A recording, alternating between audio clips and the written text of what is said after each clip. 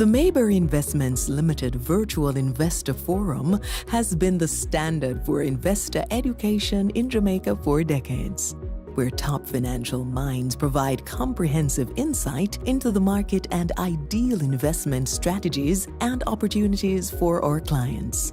Celebrating 37 years of excellence in investment banking. The Mayberry Virtual Investor Forum, investing in Jamaica.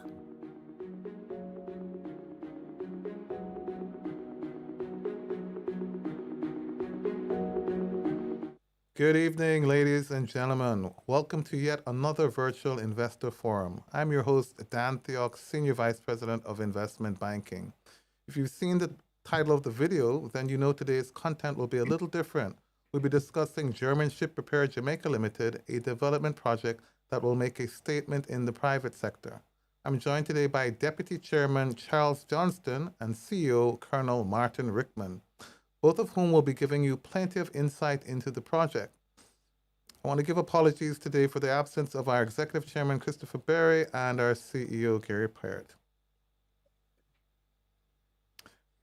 Well, welcome, Charlie. Welcome, Colonel Rickman. Thanks for being with us. You're welcome. I'm happy to be here. Thank you, gentlemen. Thank you very much, Dan, and thank you for having us on this forum. Excellent. Great. So, folks, if you're a fan of the content, then subscribe to stay up to date with our uploads. Be sure to hit the bell to receive all notifications. We publish videos like this once a week. Additionally, if you're looking to embark on your very first investment journey, take that first step with Mayberry Investments Limited. Follow us on social media today and get started. Okay, now moving on to German Ship Repair Jamaica Limited. I want to tell you guys a little bit about this project, which Mayberry was happy to be involved with. German Ship Repair Jamaica Limited provides professional and reliable ship maintenance and repair services throughout the Caribbean. For a decade, their team has employed German and Turkish and Jamaican expertise together to help do ship repair and ship management. The team boasts over 10 years of experience in servicing the Caribbean feeder services fleet from Kingston, Jamaica. German Ship Repair offers various services, including mechanical, electronic, hydraulic, as well as welding and repair solutions for ships. Charles Johnston and Martin Rickman are here today to give us a little bit more, and I want to share a little bit about their backgrounds. Mr. Johnston is the Executive Chairman of Jamaica Fruit and Shipping Company Limited and its subsidiaries. In 2006, he was conferred with the Order of Distinction in the rank of Commander Class by the Government of Jamaica. In 2008, he was indicted into the Hall of Fame for the PSOJ. In 2017, inducted, yes, not indicted. You weren't charged, Charlie, you're quite correct. In 2017, he was awarded the Jamaica Observer Lifetime Achievement Award, and in 2018, he was conferred with a Doctorate of Science degree in International Shipping honoris causa from the Caribbean Maritime University. Our second guest is Colonel Rickman, who was born in Kingston, Jamaica in 1968.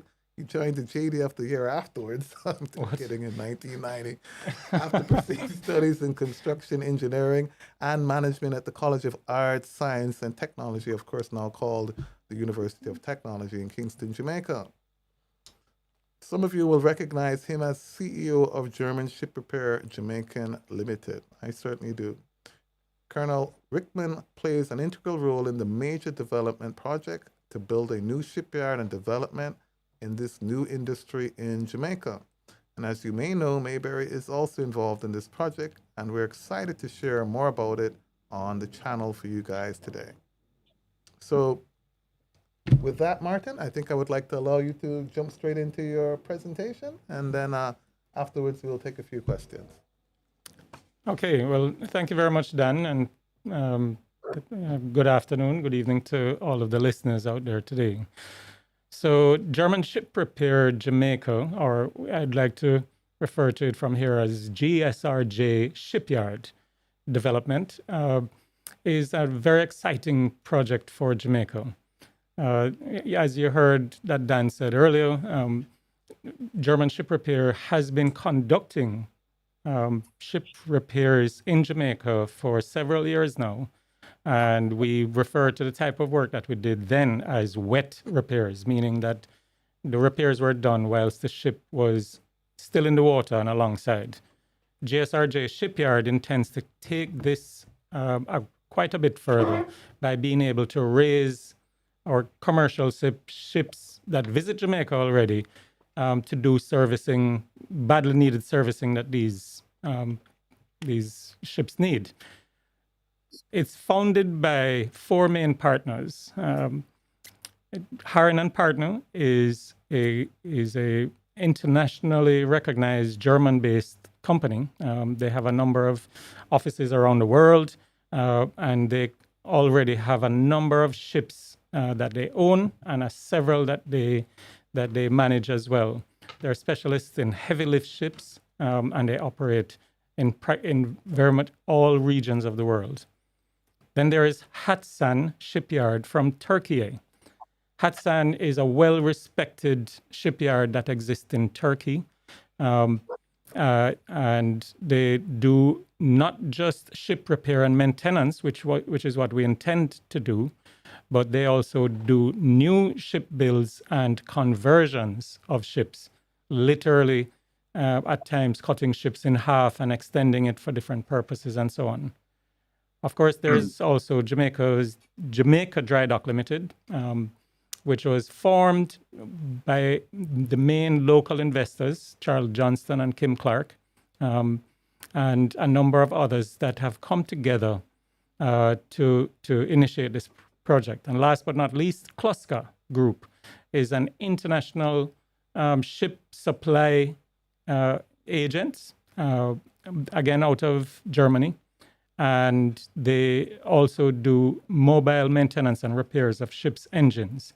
So you can see what GSRJ has with our backing are very well experienced companies. The next slide, please.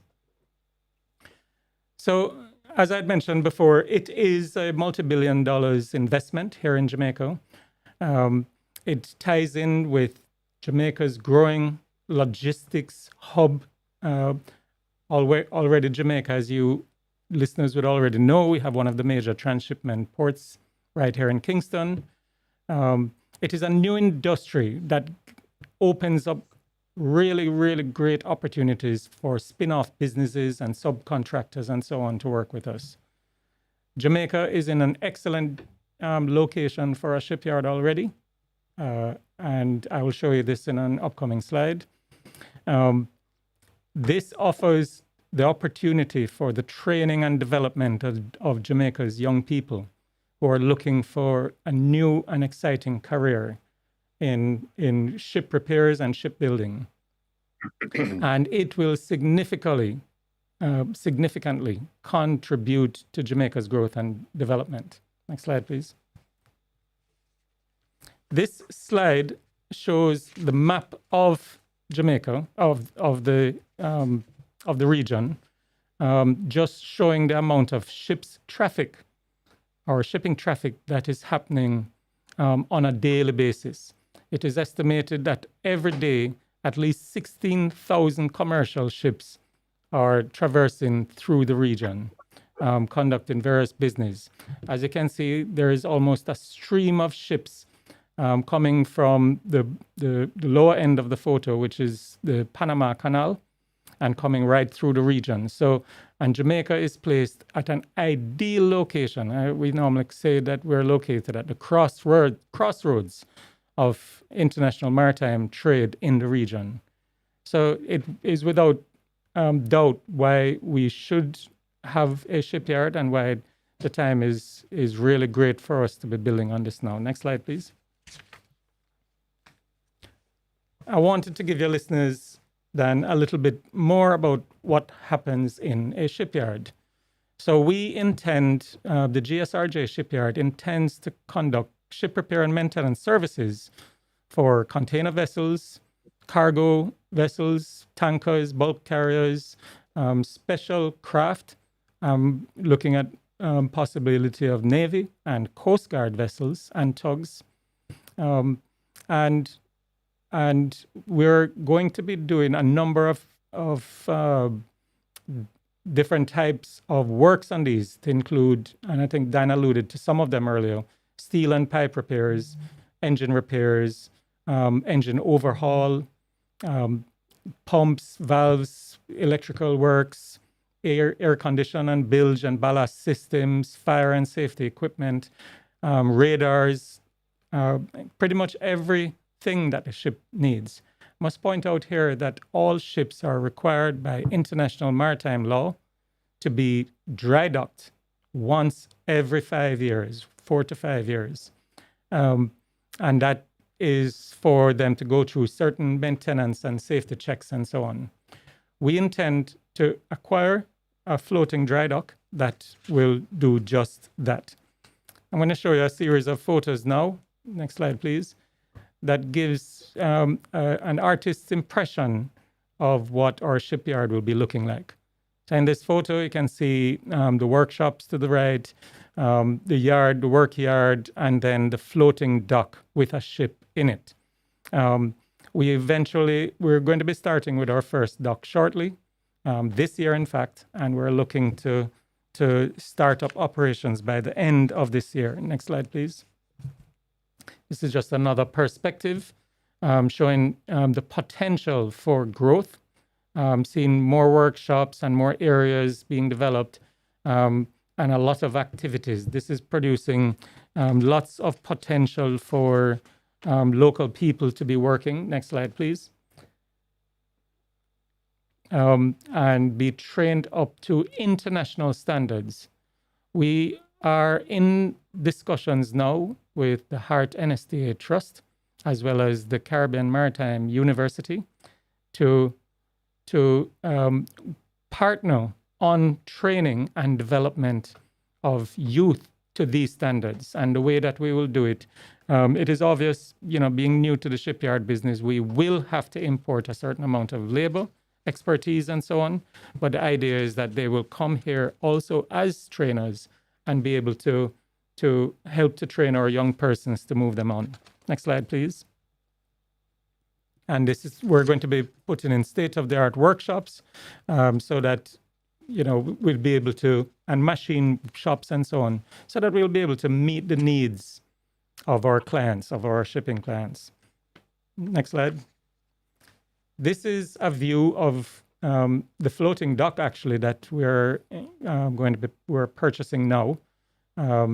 It is 215 meters or 700 feet long and approximately 36 meters wide.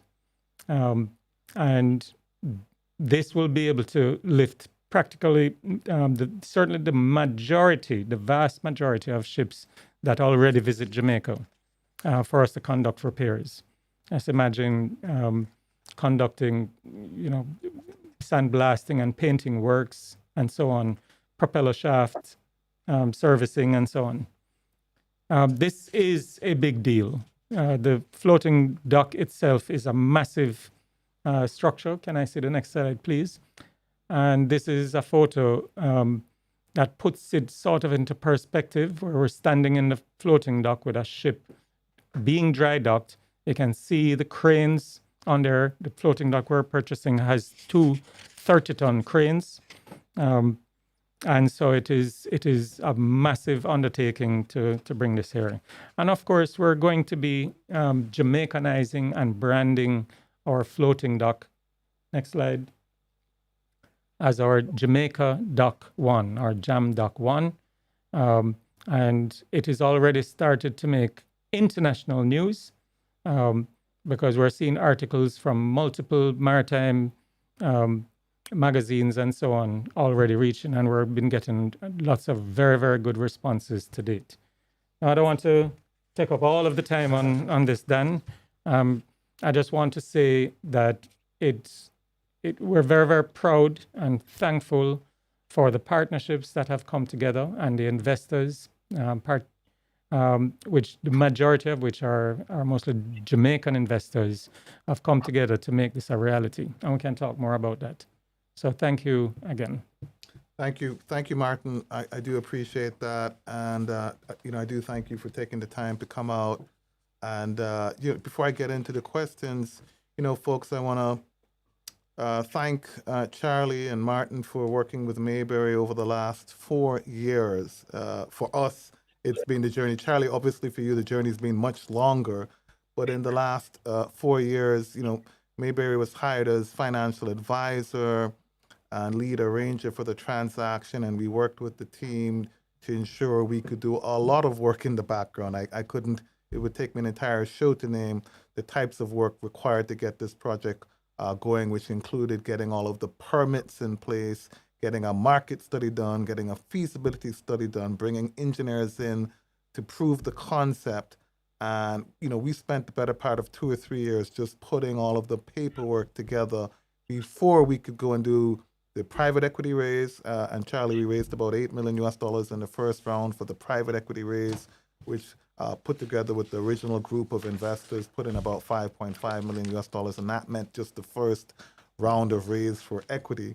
And then that was followed by a second round where we chose Sagicor as the best partner on the commercial bank side to provide the commercial bank funding, which is about $16 million. And then followed by the third round, which we've essentially just completed, which was a $5 million convertible preference share raise. And we've gone with a convertible preference share structure because there's a commitment to IPO within the next 3 to 5 years. And this gave the opportunity for folks to get in early and provide sort of quasi-debt funding that when you put that all together, that's the $36 million in funding that we've raised for this project over the last 3 years, which is about $5 billion Jamaican dollars. And that's just to do the first dock, because we have every intent, Charles and Martin, to do a second dock and hopefully a third and a fourth. Right. Because when you think about Jamaica as a marine logistics hub, folks, what you need to appreciate is Martin's talked about the location, where Jamaica is, and this business is all about location, location, location. And I think Jamaica is poised to be like the 4th largest transshipment point in the world, and we see what it's done for places like Singapore. And I'm really excited to think about the prospects for Jamaica when we consider that there are more than 3,000 vessels that call on our ports each year. Charlie, you're involved with Kingston Wharfs. You guys are now transshipping, I'm told, close to 30 countries throughout the region, all throughout the Caribbean and Latin America. The cars come out of Europe, out of China, out of Japan. They break bulk here in Jamaica, and then they transship them to other regions, the smaller territories. And so Jamaica is a great transshipment point. We've got these 3,000 vessels coming here per year, and some of these vessels have to go as far back as Europe, way up to the north coast of eastern coast of Florida to do this basic dry docking service. So it sort of leads me into the first question, Charlie. How did you come up with this name? And, why a shipyard in Jamaica? I know this has been a dream of yours for, more than a decade. Well, with regards to the name, two of the early partners are German ship owners and ship maintenance people. That is Harin and Klusker. So they were pushing for the name, and we have had another company here doing German automotive repair. So the idea is that people like to have the concept of a well-run, well-efficient shipyard, and that is the concept of a Mercedes-Benz, a BMW, an Audi. So that is it. Also, a lot of the ship owners are in Germany, in North Germany, and Mr. Haring knows a lot of them. So that was one of the main reasons. However, it took us a long time to find a partner who could really do the ship repair work. And actually, there's a lot of connection between Turkey and Germany, and a lot of ship owners in Germany send their ships to Turkey to get repaired. So we went to Turkey, and Mr. Peter Haring found this company, Hatsan, which we have now brought in as a partner, or brought in 5 years ago. And they are the technical experts. They're the ones who know how to repair ships. So I have a lot of shipping experience in the logistics side, in the terminal side, in the agency side, but I don't know how to repair ships. Neither does the ship owners know how to repair ships. They know what they want, they know they want a good job, but to take this like a big garage for ships, and this is what the Turks are very good at, and Hudson particularly is good at. So it took us a long time to find the right partner in that area. The other reason why it took us so long is because it needs a lot of capital. So we needed expertise and we needed capital. The first five partners the first four partners that Martin mentioned, we came together, but then we needed other capital. And I'm happy to say that most of our capital, the equity, was raised in Jamaica by Jamaican investors, people like Pan Jamaican Group, the JPS Pension Fund, Sage Investments, University Hospital Fund, and the Kingston Port Workers Superannuation Fund invested. And the Jamaica Broilers as well. And Jamaica Broilers as well. So, people have put their money into this, into a new industry, I should call it, because this particular site that we have is capable of holding about 3 floating docks. So we're starting with 1, and then that site can go to 3. If more than that, we'll have to find another site. And, that's for down the road. So basically, this is a business that's been waiting to happen. There's a need for it. And the success of it is going to be how efficient we are and how well we repair the ships. And that's where we need to rely on the Turkish expertise in this area. Thank you for that, Charlie. And, second question for me is, tell us why you chose Mayberry as your financial advisor and lead partner. Well, it comes back again to expertise. We chose a financial person that we thought was flexible, that would go into something that was not known, and therefore we chose Mayberry for that. In addition to that, Dan, I had worked with you for some years. You were at Jamaica Public Service as the financial controller there, and I came to know you and came to know your capabilities. So I think you personally can take a bow there as to why we chose Mayberry. Thank you for that, and for trusting us, and combined with the expertise of Chris Berry and Gary Parrott, I think we came up with a great solution. And had it not been for the pandemic, I don't think it would have taken us 4 years in total, because we started the road show, and the pandemic started right afterwards. And I absolutely want to thank the large pension funds who all made this long-term investment and commitment into a project that promises to bring, as you said, Charlie, new business, a new industry to Jamaica, which I think is really going to be a game changer. And we're starting with, roughly 4.5-5 billions in round 1. But I look forward to the second round, after we've had the proof of concept, built up the confidence, and demonstrated to folks that we're capable of doing this work, because, it's not every ship owner who has a ship vessel that costs anywhere from $30 million US to $300 million US is going to entrust the shipyard to lift his vessel out of the water and that dry dock repairs. So we got a lot of hard work to do over the next 2 years to win the ship owner's confidence. But I have no doubt if we do a good job that this thing is going to expand. Third question for me, Charlie. I understand this has been your dream for more than a decade. I mean, what do you think has changed in the last 2 to 3 years to make this project a reality? Well, again, the key to it was to find a partner that could do the repairs, that we would have confidence in. We found 1 or 2 before, and then they backed out of it. They said they had to do their own business, so they backed out of it. So it was very, very important to be able to find somebody that the point you just made about a ship owner bringing his ship here to be lifted, he does not want us practicing on his ship. Yeah. So he wants to know that we have the expertise to lift the ship. And that is where our partner, our technical partner, along with Martin and his team, are so valuable. So it took us time to find that. The other thing was it took us time to find a proper land site and to get everybody to agree on that. So we got that done. Took us time to find to get their government's approval to sell us the land. You know, it was not an easy thing to get the land sold. And then we got to get all the various permits. The permit to put the floating dock in the harbor, the permit for NEPA to allow the development there. The permits, we're now going through the special economic free zone permit.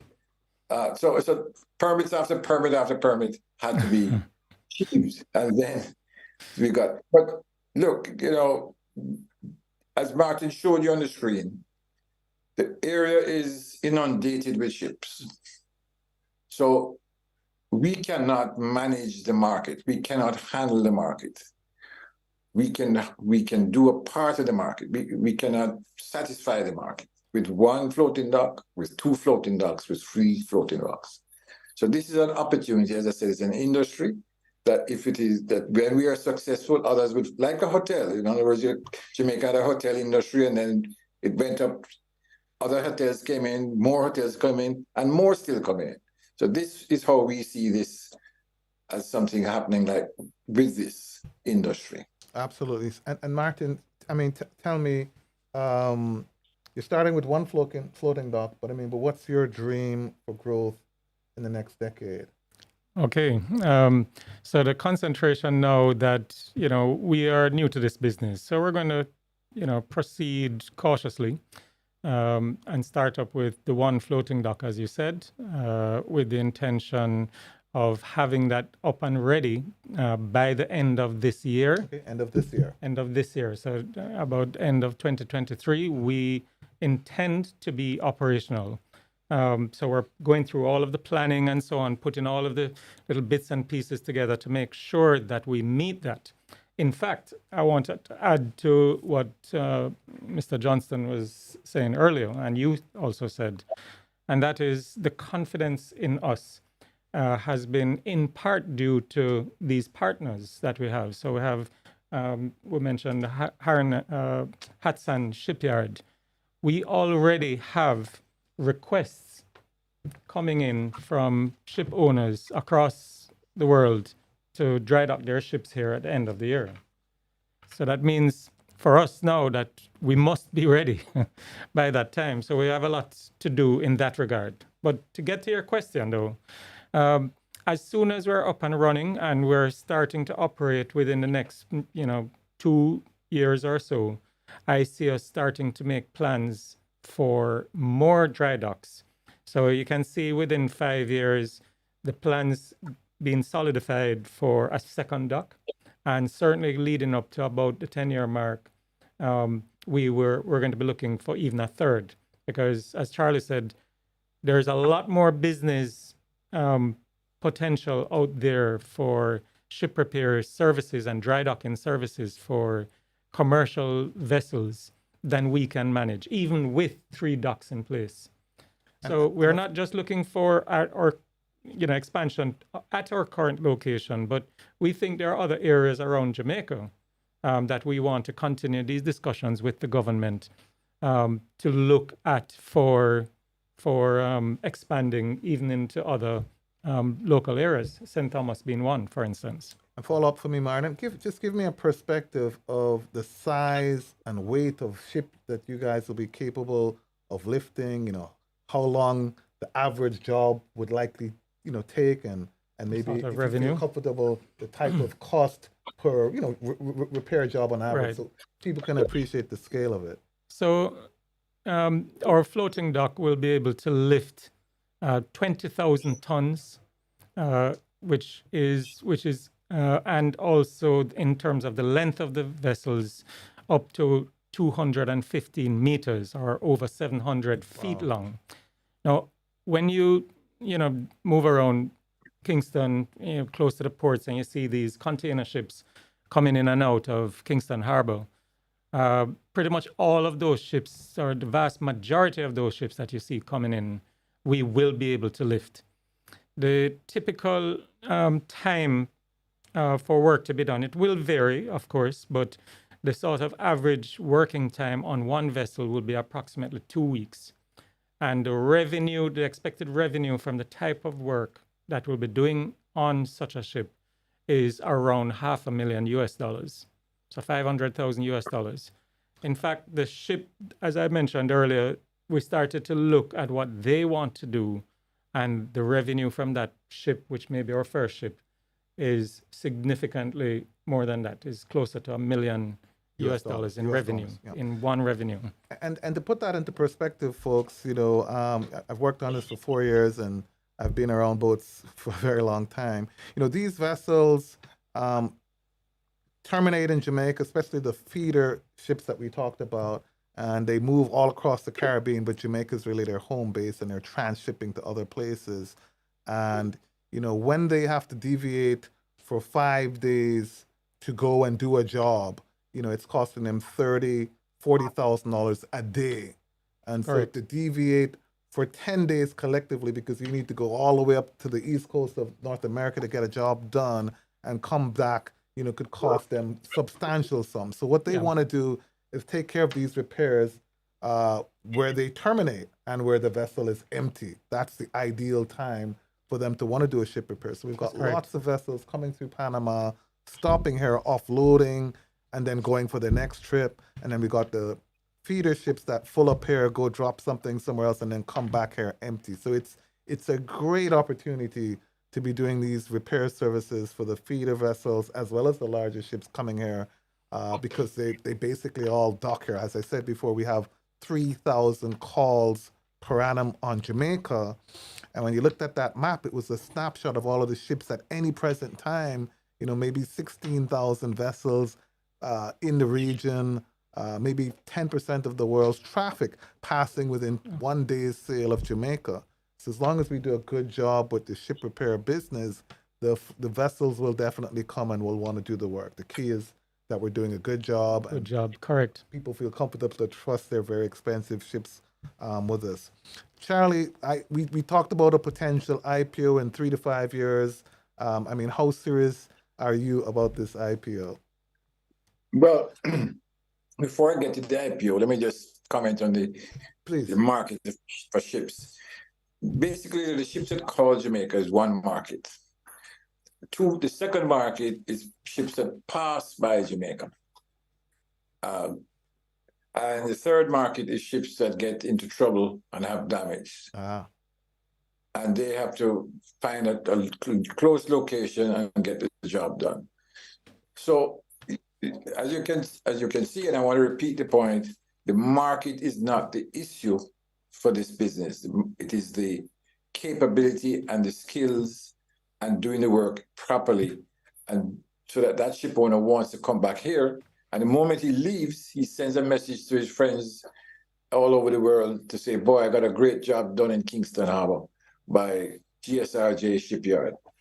So leading into that now, comes the IPO. I think this is a perfect investment for Jamaicans.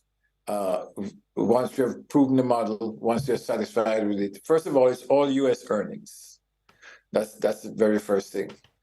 The second thing is that the site and the whole business is a special economic free zone.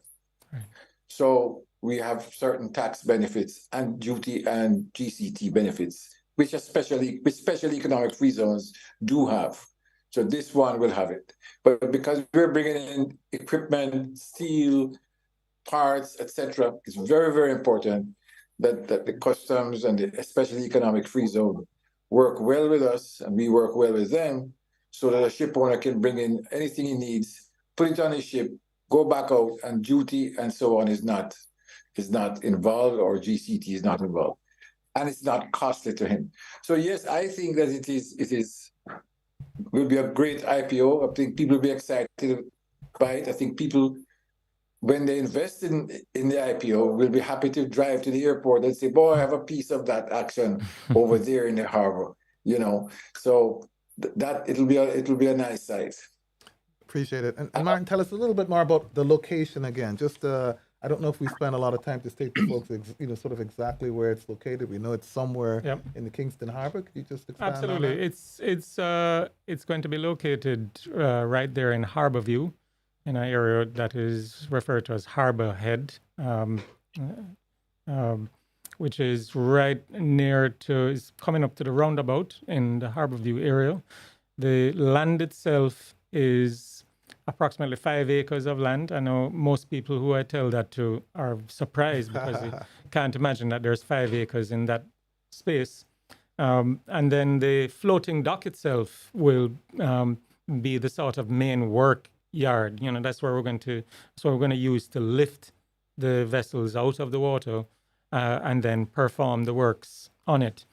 The area itself, certainly in terms of the harbor, is excellent for a shipyard. One is that there's very, very little or no currents in that area, so you know we're able to operate and do the things that we need to do there with very little or no problems with currents moving and maneuvering the ships and so on. Two is that we're very close to a lot of what's happening, certainly in Kingston. So we have the international airport, so people have access. When we have to bring in specialist teams and so on, they're right there. And then of course we're also in close proximity to the existing shipping ports in Kingston. So it's a protected harbor. It's close to everywhere. Most of the industries in Jamaica where we'll be taking supplies from and so on are right here in Kingston. So it's easy to traverse and to get there. Good deal. Another question for me, Martin. Tell us a little bit more about the project, how it will facilitate job creation and skills training in particular. Okay. So this area is something that is really, really dear to my heart. And for those who may know where my background is, I'm coming from the military in Jamaica, and I also worked with the Prime Minister of Jamaica running the HOPE program, which we work closely with the Heart Trust and so on to do training of youth here in Jamaica. This project will represent an excellent opportunity for young people who are interested in this kind of work, sort of marine engineering type works, very high level welding jobs, electrical, air conditioning, engine works, and so on, to grow in this area. We're going to be working very, very closely with HEART and with CMU to build a stream of people being trained. The idea being, and we know that, once we train people to international standards, right away, like most of our other industries here in Jamaica, they're poached by other countries. But we see this as an opportunity anyway, that we will train persons up and we train enough, more than what we need in the first few years to make sure that we are always meeting our demands. One of the things that we're looking to do is to develop, or with the government of Jamaica through the training institutions, HEART and CMU, is the Jamaican apprenticeship model. Now, Germany is known for being the world leaders in their apprenticeship model, known as the dual apprenticeship model. And we wanted to develop on that specifically for our Jamaican situations and how we know our youth, and develop our own Jamaican apprenticeship model, which will see young persons going through an internship period of up to 2 years, and at the end of those 2 years being certified to international standards. We are going to augment the training at CMU and HEART with the same people who we have to import anyway to do these works, the expats that we will bring here. And one of the stipulations that I've made as we move forward is that every single one of the expats that we bring here must also be a trainer.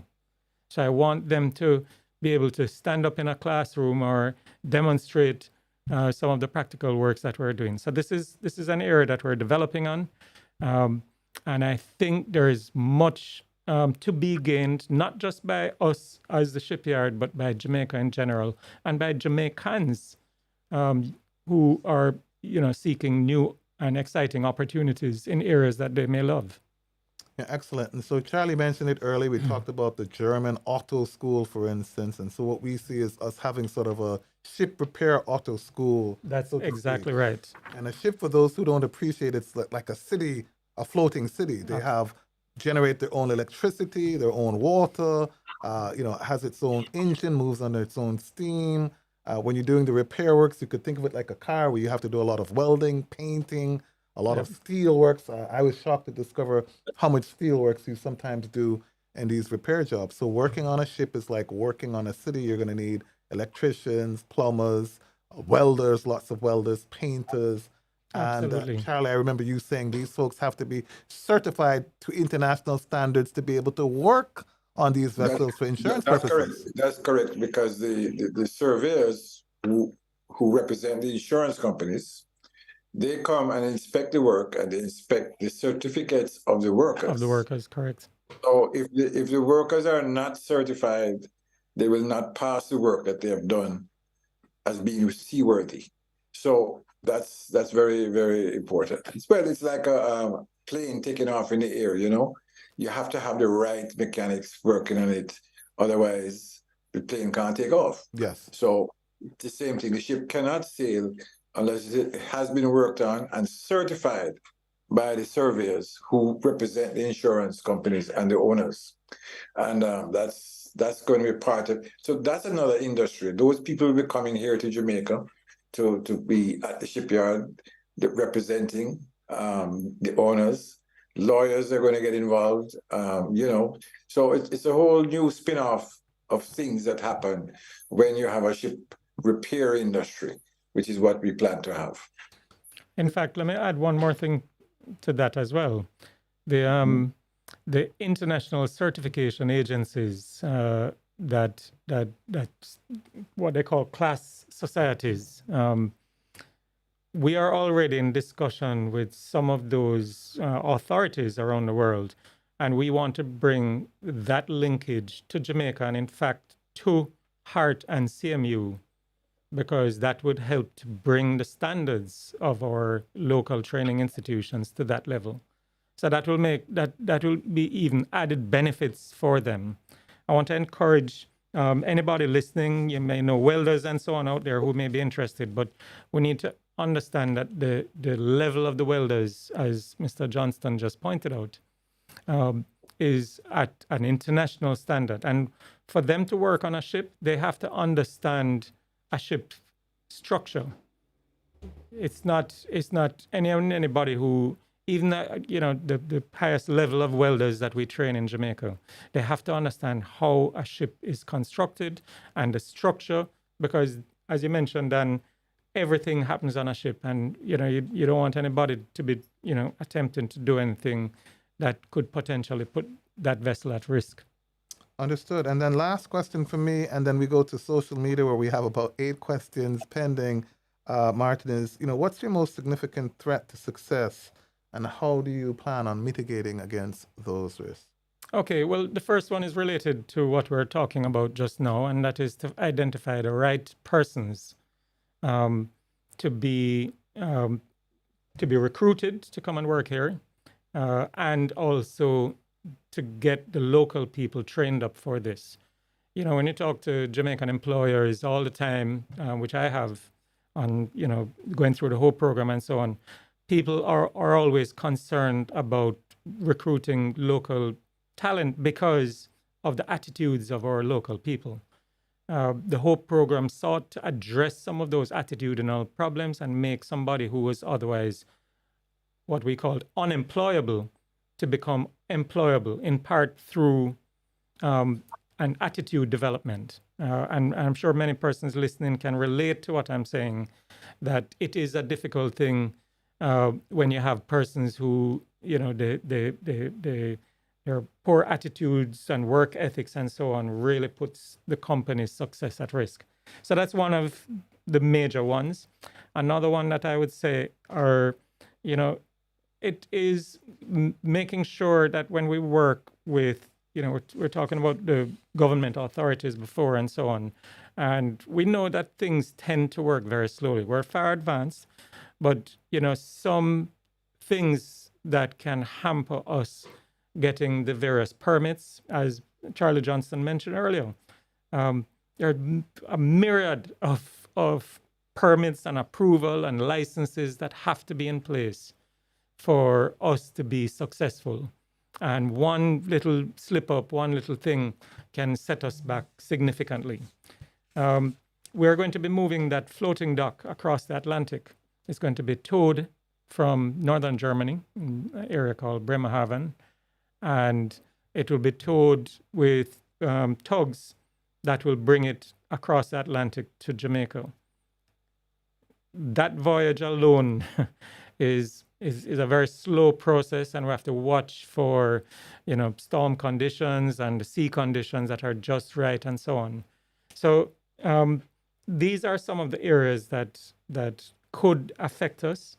I'm working now to mitigate against those by, getting ahead of the game with the planning, negotiating, working with the local authorities, working with HART and CMU, and making our plans. We're developing the recruiting strategy and policies. I'm going to be working with, government agent, Ministry of Labor and Social Security is going to be important as we bring people from overseas and so on. So those things I would always be appealing for, a bit of understanding and support, because this is a great opportunity for Jamaica. And this is the message that I want people to understand out there. Thank you, Colonel. Okay, well, folks, your time now. Let me run through. Charlie, go ahead, please. Can I just mention that on the screen, what I'm seeing is the investors, except one has been left off, which is SEAF. And SEAF is a small enterprise assisted funded Caribbean growth fund. And they came on board late with preference shares, but we appreciate them coming aboard because they are connected with the IDB. And so we need to put them on the screen next time, Martin. Yes, well, let me offer a public apology for having left that one off, and I'm really, really thankful that SEAF has also come on board. And we look forward to building out in the future when we're starting to look at the second and third docks. So thank you for that, Charlie. Absolutely. And you did have an A list of investors in the project, and so that's why we're really excited about the project. Okay, over to social media, where we'll take a few questions in the remaining 10 minutes we have. Let me start with Aston Jr. Alexander, and he asks, will cruise ships be amongst your clients, Martin? Okay, good question. The answer is no. And certainly not in the first instance. We're going to become concerned mainly in the startup with commercial vessels that visit Jamaica and who operate in the region. There is another shipyard, and I'm sure there are persons who may ask about other shipyards in the region. There's one in the Bahamas that is owned and run by the cruise ship companies, and they deal with the cruise ships there. The cruise ships industry, repair industry, and so on, will open up a whole new can of worms that, and I don't like to put it like that really, but it's a lot of finish works, and so it's a floating hotel as opposed to a floating commercial vessels that does, carrying containers and this kind of thing. So the answer is initially certainly no. Good deal. But we're focused on the 80% of the traffic that we know is coming that we can handle that fits our size, 200 meters, approximately 20,000 gross tons weight. But thanks for that question, Ashta. Faye Headley says, this sounds promising. How long would it take to get the workforce trained and ready to go? Okay, that's also a good question. It is something that we're working on now. We have, in truth, we actually have started with training some years ago alongside with CMU and HART.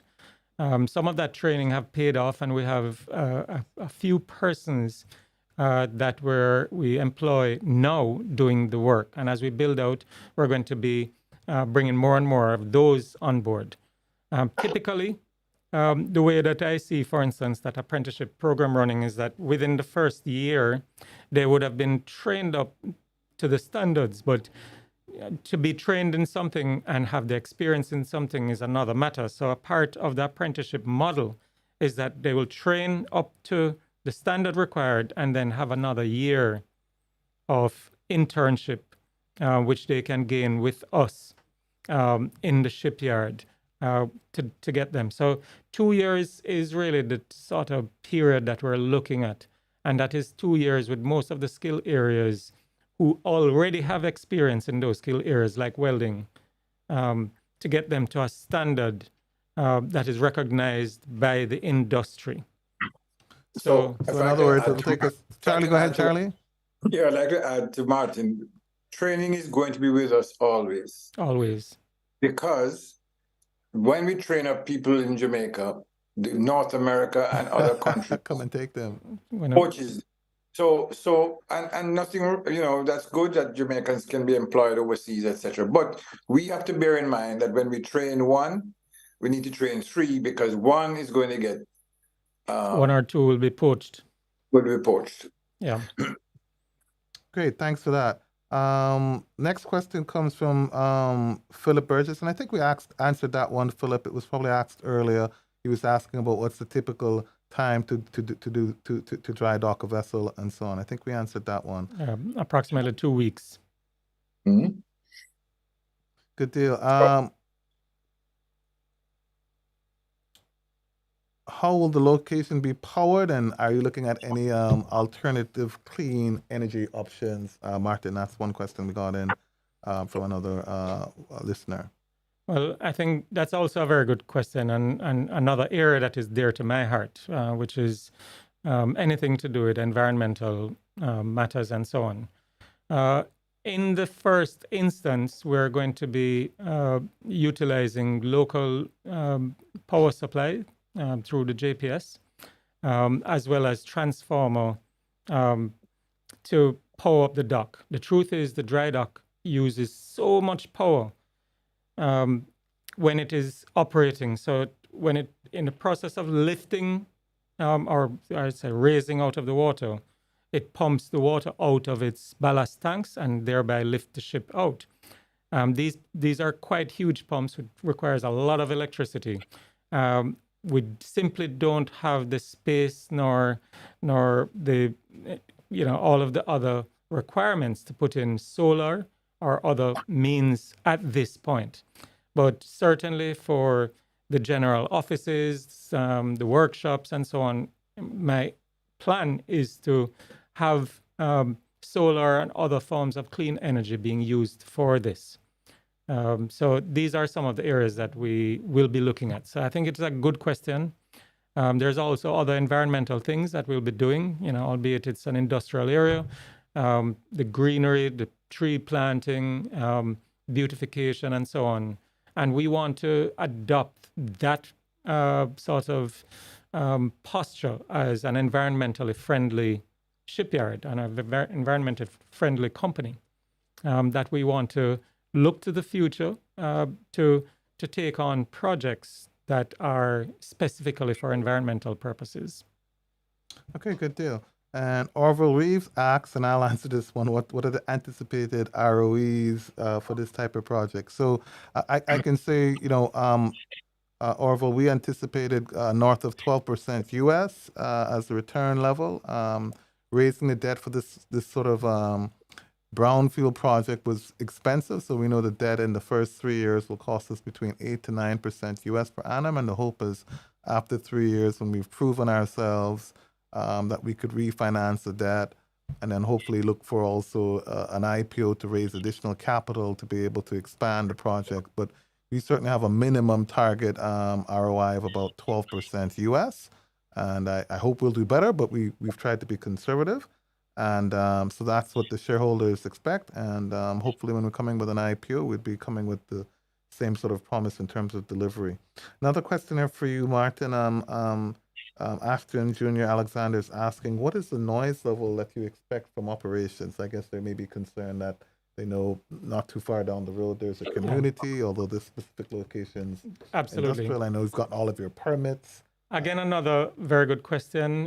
It's something that we've been thinking about quite a bit. Where this dry dock operates in Germany now is very, very close to residential areas. And, there are mitigating measures. There are times that there may be a requirement to work right through the night, when when a ship requires us, to meet the deadlines and so on. Most of the work, because of the location of the dry dock in relation to, let's say, the main road out there, is actually a significant distance away. You're talking about crossing 5 acres of a piece of land. Then we're using a sort of bridgeway with a barge, so additional 60 meters. And then the floating dock itself is 200 meters long. So when work is being carried on, and it has two big side walls on the dock. Whenever we're doing certain types of works, we're going to be hanging curtains across the frontage of it. So I think it's going to be significantly reduced. The noise when you're actually there beside it working and so on is quite high, but it will not be, certainly not any more than the street traffic if you're in one of the residential areas or just, in a sort of general area. The street traffic alone is...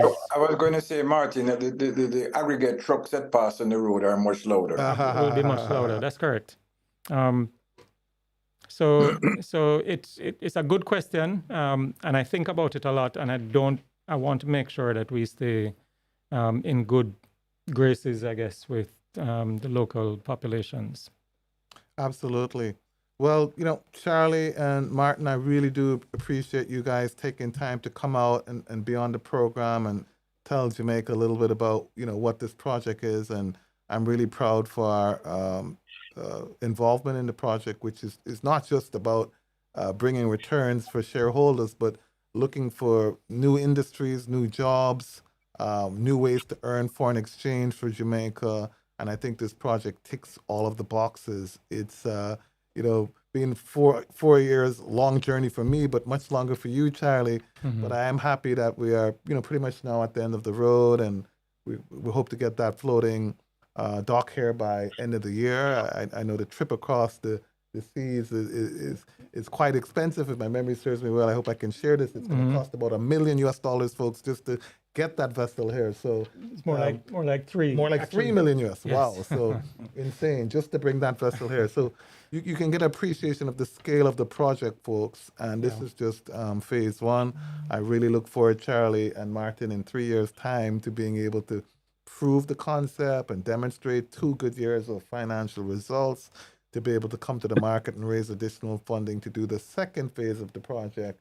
Excellent. And continue expanding. Thank you, Charlie, so much for your vision and for sticking with me throughout this project. I know it's been 4 long years. Thanks, Mayberry, and thanks, Sajikor. Thanks, Mayberry.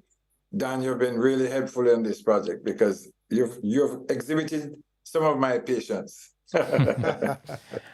I want to add at this point as well.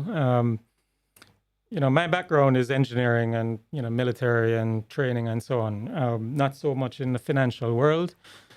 So working with Dan, you yourself over this last maybe year and a half now, really, your understanding of what I needed to do, and your helping me to understand your side of the thing has helped to spell the successes. I remember several meetings with investors and so on over this time, which really, I think we complemented each other. And that's how I really want to thank you personally and Mayberry for helping to get us here. I wanted to thank also all of the investors, including Seif in particular, since I left them off of the thing. And just to remind persons that as Chris Zaka said when he was talking about it at our recent launch, he said this is a big deal. And it is. This is a very big deal for Jamaica. And with that, I want to say thank you again and good evening to everyone. Yep, and we also want to thank Sajikor for coming alongside us and helping with the commercial bank financing, which was critical to closing the deal. Absolutely. And I think it was a great team all around. And Dan, if I recall, you always had faith in Sajikor. I always had faith in Sajikor. We won't call the names of some other financial institutions that we tried with. But thank you, Mr. Zaka, for coming on board as well, too, and seeing us across the finish line. It's a great project, Jamaica. Let me tell you, listen out for this. Jamaica German Ship Repair in the next 8 months or so, you're going to see this landmark floating dock coming into the harbor. We see the skyline, Charlie, of Jamaica changing right now. Lots of high rises. This is going to change the skyline of the Kingston Harbor because Correct. this is a pretty large floating dock that's going to be sitting there permanently. So, I hope everyone gets to participate in it in the upcoming IPO in about 2-3 years' time. They'll be proud, as you said, Charlie, when they're driving out to the airport to say, I own a piece of that floating dock. Yep. Exactly. Thank you, gentlemen, for your time. And Thank you. That's it for today's discussions, folks. I'd like to thank our viewers for tuning in. Your support is always appreciated. And of course, I have to thank my fellow panelists, Mr. Johnston and Colonel Rickman, for being here today. Thank you, guys. I really appreciate it. You brought some invaluable insights, which I'm sure the Mayberry customers will appreciate. To our viewers, be sure to look out for updates on our virtual investor forum by following us on social media. We share all things formulated on our official social media pages. Don't forget to subscribe to our YouTube channel, Mayberry Investment Limited. And remember, wise investors, slow and steady wins the race. Goodbye.